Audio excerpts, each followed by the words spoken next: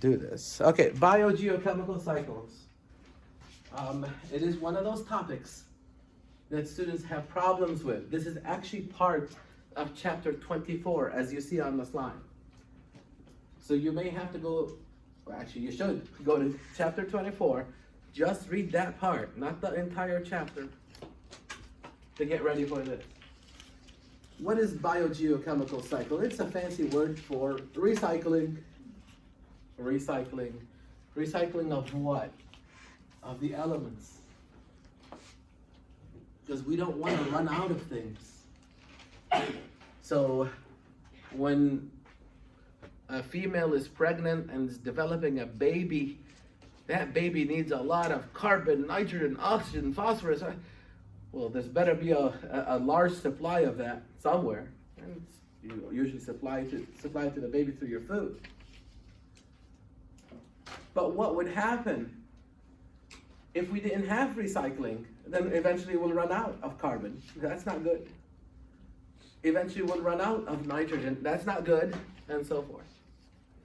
So there has to be a way to recycle things. And the best way is through decomposition, of course. So when an animal dies, decomposes, it's paying all of that back. All the carbon and the nitrogen and the phosphorus and the sulfur, here you go, I don't need it anymore. That's recycling. So the biogeochemical cycles include two main cycles, the atmospheric cycle and the sedimentary cycle. Atmospheric, it centers around carbon and nitrogen. Why? Because they're gases. That's why it's called the atmospheric cycle. Where are you going to find the carbon and the nitrogen? In the air. They're gases. Carbon in the form of CO2, carbon dioxide. Nitrogen in the form of N2, nitrogen gas. So because of that, those two are part of the atmospheric cycle because that's where they are. They're in the air. Sedimentary is sulfur and phosphorus. They're in the soil, in oceans and lake beds and so forth. They're on land, in rocks. And so that's the definitions of the atmospheric versus sedimentary. So I'm going to talk about each one of these. The carbon dioxide, followed by the nitrogen, that's atmospheric, and so forth. Some of them are going to appear pretty easy. Okay, I get it. I don't know why anyone else would have a hard time with that. And then the next slide comes. Oh, okay, now I get it. Now that's tough. This is going to be a slightly easy one for you. The next one is going to be a challenging one. That means pay attention. That's what that means. Carbon is in the form of CO2, is in the air. It's all around you right now in gas form.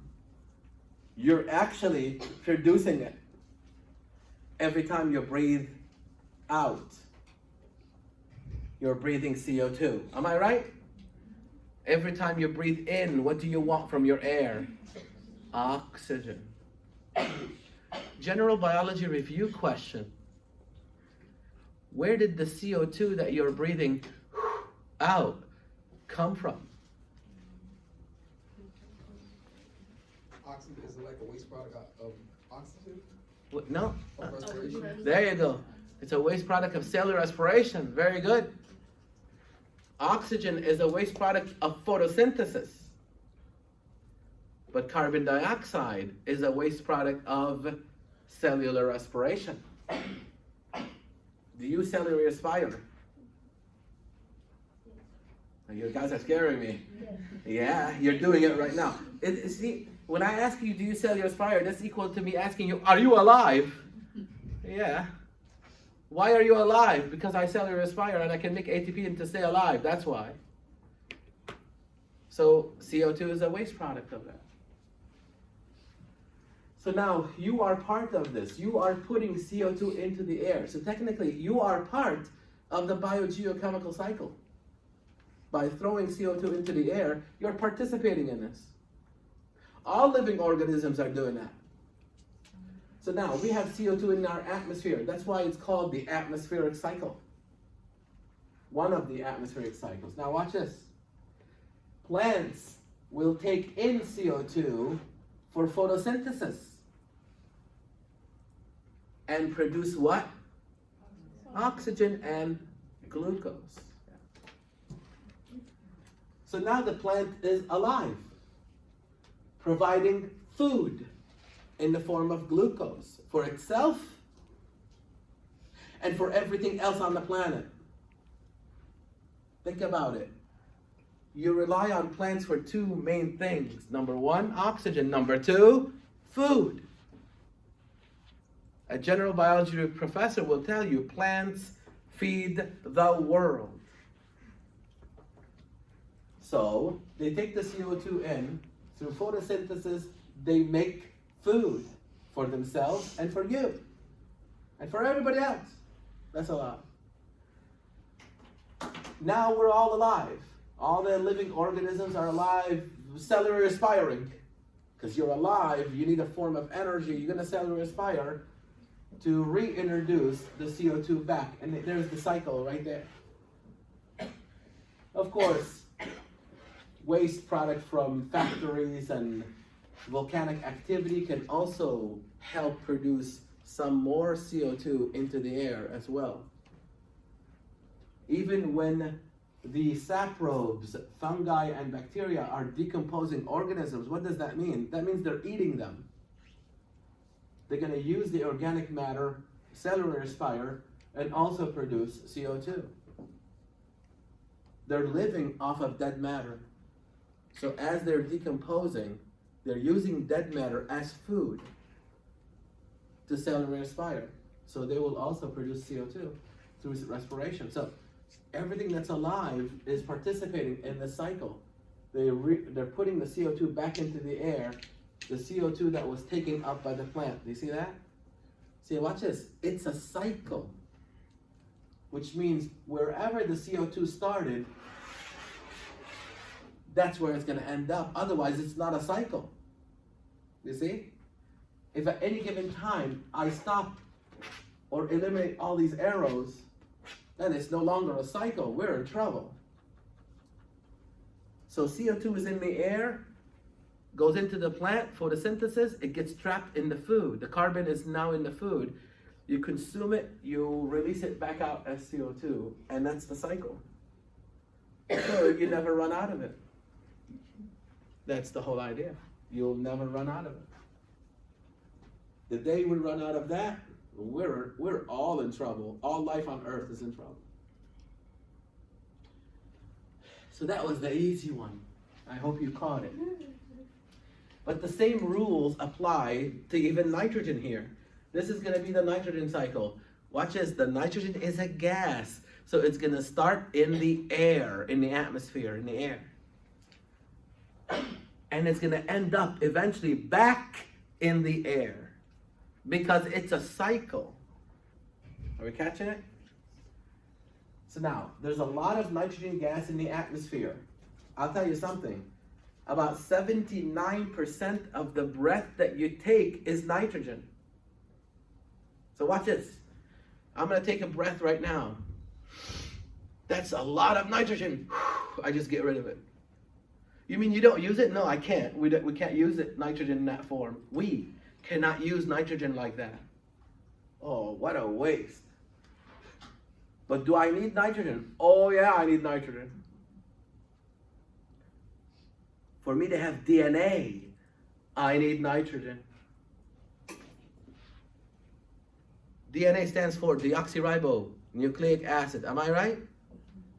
DNA is made up of nucleotides. That's a Gen Bio review.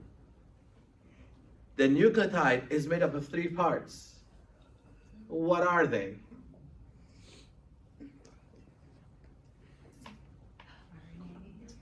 The DNA is made up of nucleotides, and the nucleotide has 3 parts. Well, listen to the word. It's deoxyribonucleic acid. Deoxyribose. Or sugar. That's a sugar. Good. A phosphate. A phosphate. and a base. What kind of base?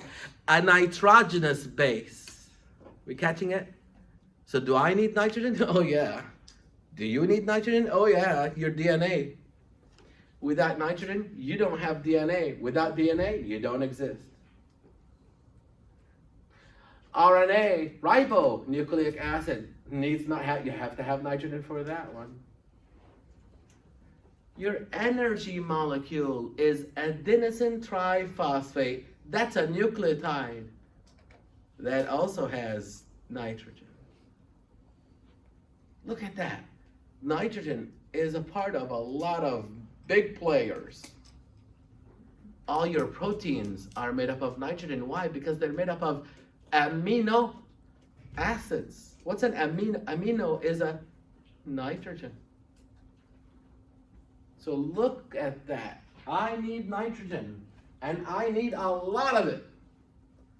And I'm getting a lot of it by simply breathing it in. But too bad, I can't use that. So let it go. So now what? How do I get my nitrogen? I have to eat an organic form of it. So something else has to supply it for me. So listen to how it works now. The nitrogen that's in the air is captured by bacteria living in the root bed of certain plants called legumes. The more bacteria in the root bed, the bigger the nodule. So they form nodules. So if you ever take one of these plants out with the roots, you're gonna see nodules attached to the root bed.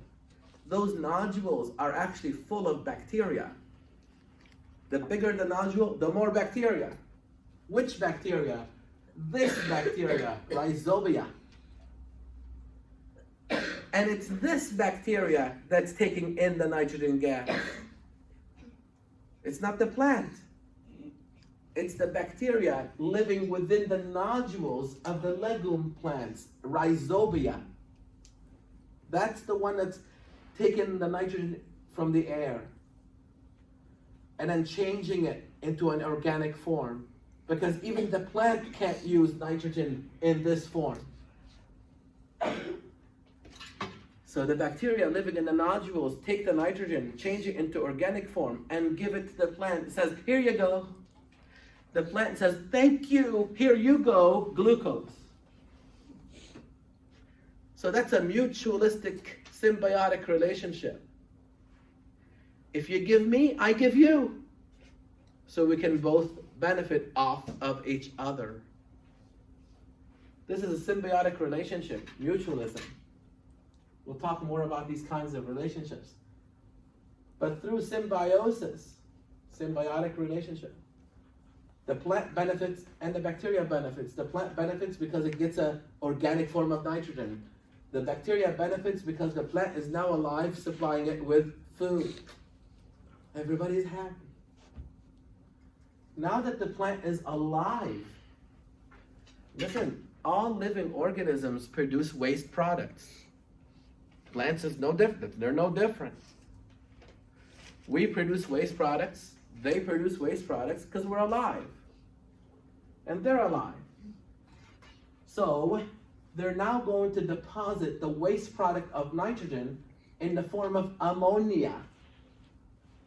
That is the waste product of nitrogen, ammonia, from these plants. Maybe even from the bacteria in the nodules when they use it up and they can just deposit it as ammonia. Now, what's going to happen is this. There are other bacteria living in the soil nearby. Listen carefully now, it's going to get tougher. Now that the plant is releasing the waste product of nitrogen, ammonia, where is it going to release that waste product? It's going to take it and throw it out the window or whatever? No, it's going to just release it where it's alive. I'm a plant. I'm standing right here. My waste products are going to be right here. I can't take the waste product and throw it over there, right? I wish I could, but I can't. So I have to release the waste products where I'm standing. Well, where I'm standing is soil. with other kinds of bacteria in there. There's bacteria everywhere because bacteria are ubiquitous. So these guys right here, living in the soil, will undergo or start the process of nitrification. That's a fancy word for taking the ammonia and converting it into nitrite. Nitrite is NO2 minus, nitrite, I-T-E at the end. And another set of bacteria, again living in the soil nearby, will take the nitrite and convert it to nitrate, A-T-E at the end. So you take the ammonia, change it to nitrite, you take the nitrite, change it to nitrate. That is called nitrification. And it's this form of nitrogen that you want, that we want. More specifically, plants and algae and other bacteria use the nitrate form of nitrogen to survive. And in the case of plants, to make food. And then you come in and eat the food to get the nitrogen. So we're here, animals. We take the nitrogen from our food. You cannot take it simply from the air. You have to wait for the nitrogen to go through all of this into the plant, into the food, eat the food, and now you have an organic form of nitrogen. Now you can stay alive. Now you can build your DNA, your RNA, your ATP, your amino acids, and so forth. But like any other living organism, we also produce waste products. So, because we're alive, like all the other organisms are, we will produce waste products, like in the form of urine. That's how we excrete most of our nitrogen waste, in the form of urea, urine. So when we go do that, now the nitrogen is back into the environment as a waste product. There are other bacteria that will take that nitrogen and convert it back to ammonia. And they're called ammonifiers, ammonification. So they're gonna take the ammonia and break it, take your nitrogen waste and break it into back to ammonia. So, right now, there is a pool of ammonia. There's a pool of nitrite. There's a pool of nitrate, and so forth. Of course, nitrogen gas, and to keep the cycle moving. And once you produce the nitrate, now listen, catch this. Once you produce the nitrate, some of it is gonna go this way to help replenish the ammonia pool. You see? This is a cycle right here. The ammonia comes from waste products of plants and so forth, and it also comes from waste products from animals, from us, and all the other animals. So you have a pool of this, a pool of this, and a pool of this. But some of the nitrate helps feed back. But watch this one now. Some of the nitrate will go this way. It will undergo something called denitrification. Some of the nitrate will go back to nitrite and back, all the way back to nitrogen gas. Otherwise, it's not a cycle. You remember that? It's a cycle when wherever the nitrogen begins, that's where it ends up. If we only do this part, it's not going back to where it started. Do you see? It only goes back to where it started when you do this. So denitrification is very crucial in closing the cycle, in replenishing the nitrogen gas into the air. And there are a set of bacteria that do that. They're called denitrifiers. For example, Pseudomonas does that. Thiobacillus does that. They are referred to as denitrifiers. Thank God for them, because without them, we would run out of nitrogen and we'd be in trouble. Say again? Where is that, the nitrifier? These guys, they would be in the soil. Okay. Yeah, all of these bacteria are found in the soil doing different things. Yeah. Are we expected to know all those by name? Yep. Yep. Microbiology. Yeah. Yeah, I know. If you didn't ask, someone else would have asked. I get that question all the time. You do. You need to know that. And I will warn you about something. I'm so happy you asked me that, because a lot of students focus on this side of the slide and they forget this one. Hint, hint. This one is on the exam.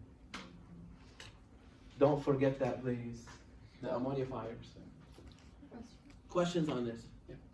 So the ammonifiers, they don't actually send the nitrogen gas outside? No. They replenish the ammonia pool. So the ammonifiers replenish the ammonia pool. These guys replenish the nitrite pool. These guys replenish the nitrate pool. These are the guys that replenish the nitrogen, the denitrifiers. Good questions. Yeah. Is there a difference between nitrate and nitrogen? No, yeah, there is a difference. Nitrogen is this, N2. Nitrate is this one, NO3 minus. Chemically, yeah, there's a difference between them, but this is not chemistry class. So. We're going to be working with denitrifiers in the lab. We'll be working with this. There's a lab on this part right here.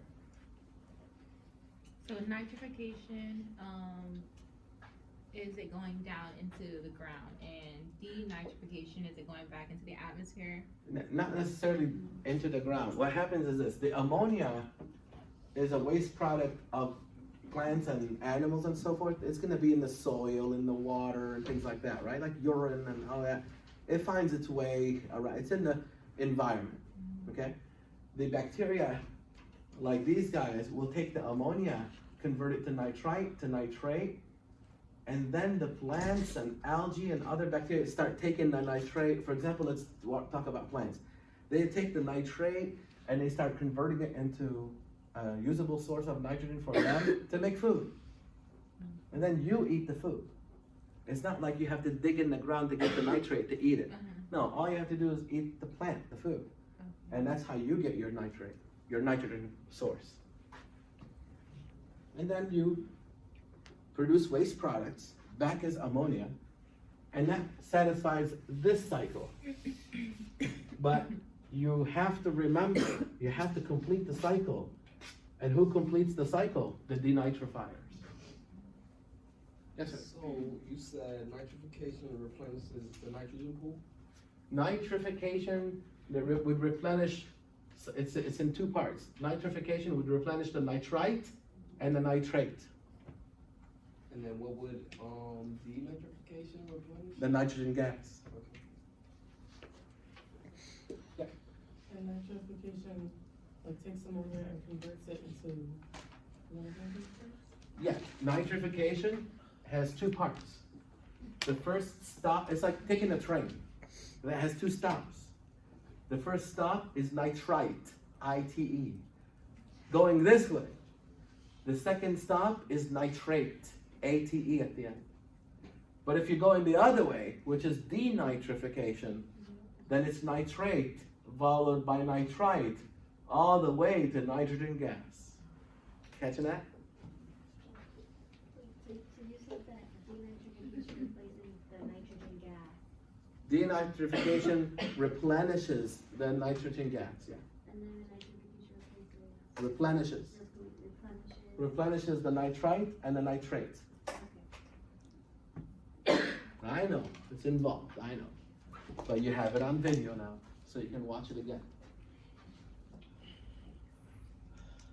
Okay, then we jump into the sulfur cycle. Make sure it's still running.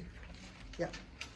Then we jump into the sulfur cycle. Remember, the sulfur cycle is now going to be part of the sedimentary cycle.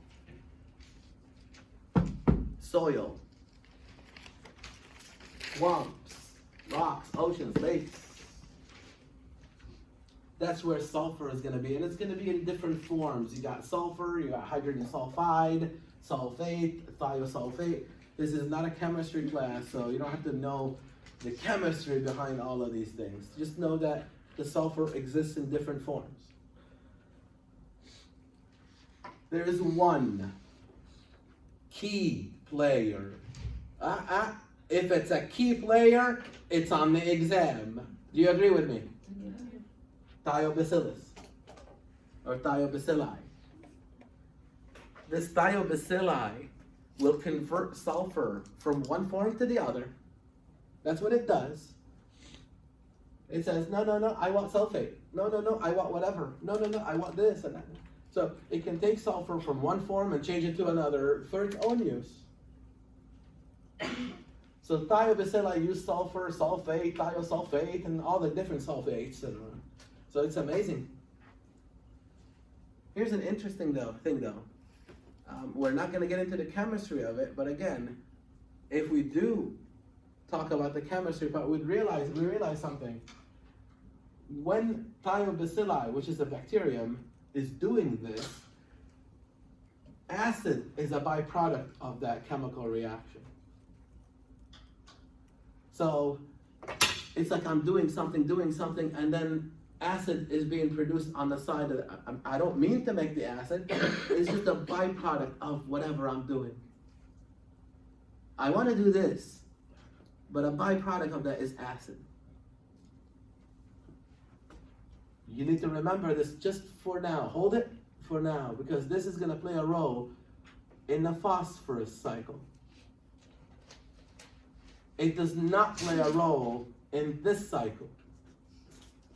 It's just a waste product of the cycle in the sulfur, but it plays a key role in the phosphorus cycle.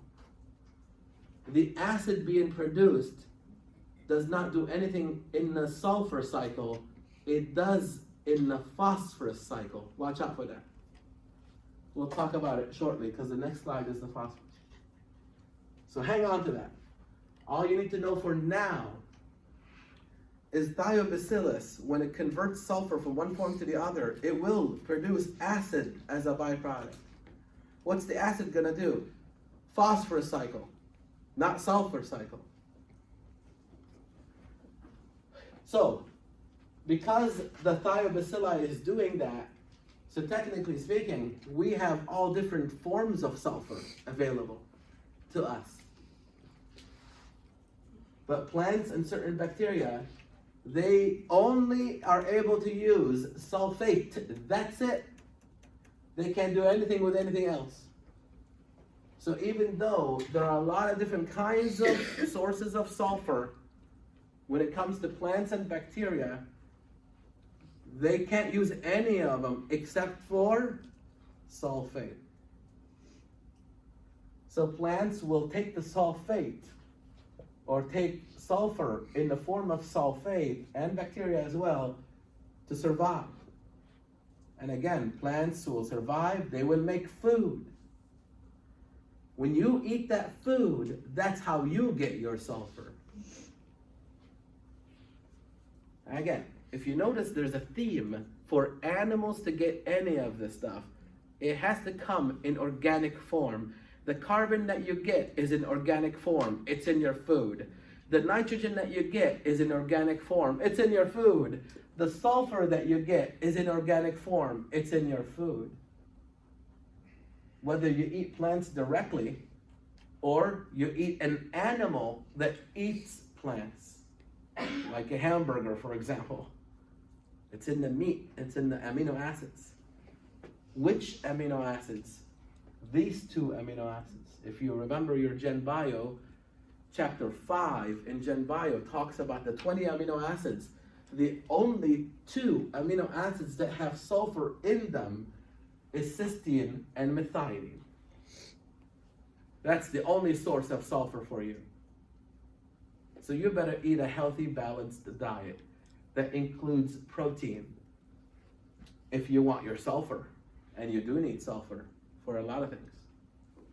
Yeah. For the Thiobacillus or thiobacilli. sorry. That's fine. You said something about acid, what we need to know. It says it takes sulfur and converts it from one form to another. Yeah, so the bacterium can go between these different kinds of sulfur, right? In that process, they're producing acid as a byproduct. You see? But that's not it's just a byproduct.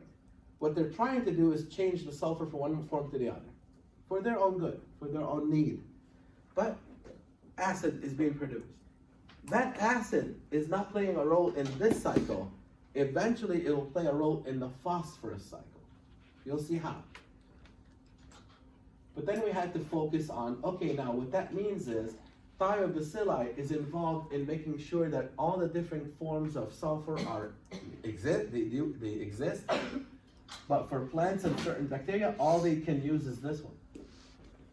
So they tap into this one to survive. For plants to make food, we eat that food to survive. So what are we getting? We're getting sulfur in the organic form, and that's specifically on the 2 amino acids, cysteine and methionine.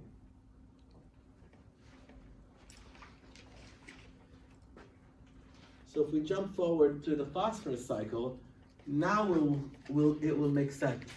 You know the acid that the thiobacilli was producing? Remember that? I just talked about that. It's gonna start melting rocks, dissolving rocks. Why would that be important? Because that's where the phosphorus is trapped. The phosphorus is mainly trapped in the rock bed, in rocks. And the acid, at least partly, part of the release of these phosphorus comes from mining, of course, when we go mine and try to find things and so forth. But a lot of it is released from the acid that's being produced by the thiobacillus.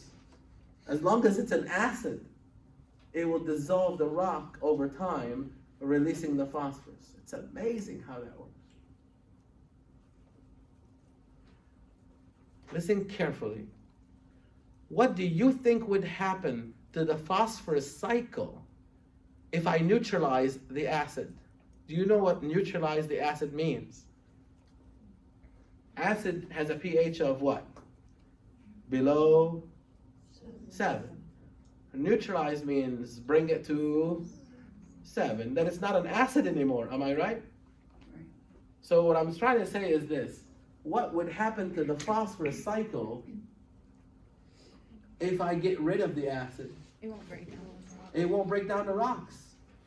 And the source of phosphate will drop significantly. Do you agree? Unless you hire people to go out there, mine it all the time, right? But listen to the follow-up question. What would happen to the sulfur cycle? Nothing. Who said that? Good job. Nothing. Because I just told you, the acid is a waste product of the sulfur cycle, but it does nothing to the sulfur cycle. It plays a role in the phosphorus cycle, melting the rocks. You neutralize the acid, you probably hurt this one, but not the sulfur cycle.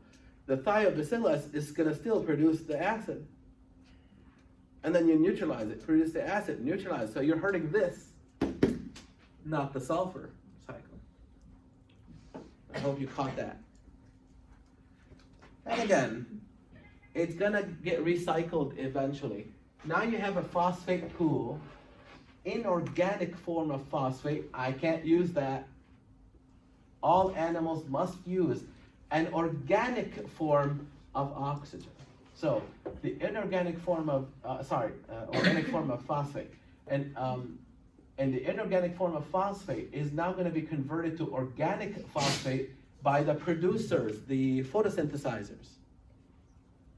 The consumers, you and I, will consume that organic form of phosphate and release it as waste to either eventually replenish the pool or to eventually remineralize it. So the idea is consumers, because they're alive, they produce waste. Some of the phosphate waste goes back and replenish the pool, or goes back and gets trapped back into the rocks again. And that cycle is complete.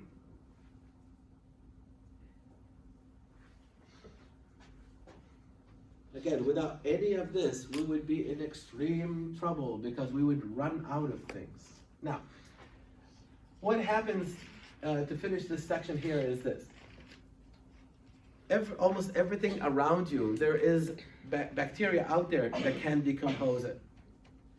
Almost everything that we can produce, there's bacteria out there eventually can decompose it. But the problem is, some of the things that we produce, they say, I can only decompose it so far. Eventually they say, okay, I don't have an enzyme to break it anymore.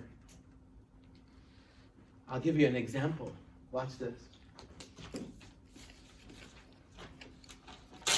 So here's a piece of paper. I found bacteria.